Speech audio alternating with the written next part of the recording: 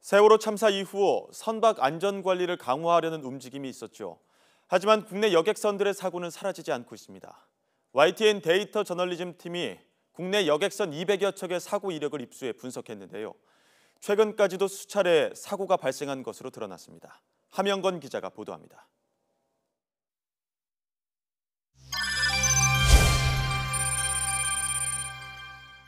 부산과 일본 사이를 오가던 국제 여객선인 코비 3호는 2010년에 기관 고장으로 표류했습니다. 이후에도 사고가 4번 난 끝에 결국 폐선됐습니다. 일본을 지금도 오가는 코비5와 코비5호는 최근 3년 사이에 잇따라 사고가 났습니다. YTN 데이터 저널리즘 팀이 전국 해양사고 상세 데이터를 입수해 분석한 결과 지난 2000년 이후 224척의 여객선이 322번 크고 작은 사고를 겪은 것으로 나타났습니다. 청해진 해운 소속이었던 데모크라시 5호는 4번 사고 끝에 2015년 1월 화재까지 발생해 조국호로 배 이름을 바꿨습니다. 하지만 운항을 재개한 후에도 재작년에 3번, 지난해에도 2번 기관이 손상되는 등의 사고가 났습니다. 17년 동안 모두 9번입니다.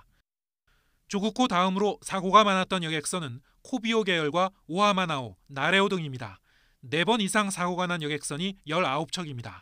이 중에서 현재 등록이 취소된 여객선을 제외하면 13척이 남는데 대부분 여전히 운항 중입니다.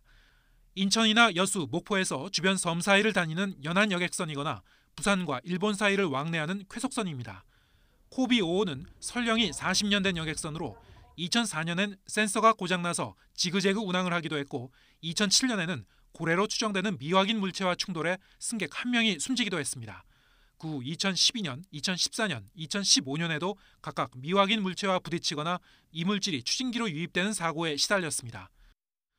여수와 금오도를 오가는 한려페리오는 건조된 지 23년이 된 선박으로 2003년과 2014년에 충돌 사고가 있었고 지난해에도 한 달 간격으로 잇따라 기관이 고장났습니다. 반복적으로 해운 사고가 일어나는 선사에 대해서는 별도의 안전 감사를 할 필요가 있고요. 여기에 따른 각종 조처 및 안전 관련 정보는 투명하게 공시해야 할 필요가 있을 것입니다. 최근 3년간 중앙해양안전심판원이 여객선 사고 관련 행정심판 69건에 대해 판정한 내용을 보면 절반인 35건은 선박 부품 관리를 소홀히 하고 장기간 정비를 하지 않아 사고가 난 것으로 드러났습니다. 세월호 참사 이후 선박 안전관리를 강화하는 제도가 잇따라 도입됐지만 전반적인 감독과 관리 상태는 크게 나아지지 않았음을 보여줍니다. YTN은 국내 여객선 사고 데이터를 홈페이지에 공개해 2000년 이후 발생한 사고 정보를 모두 조회해 볼 수 있도록 했습니다. YTN 함영건입니다.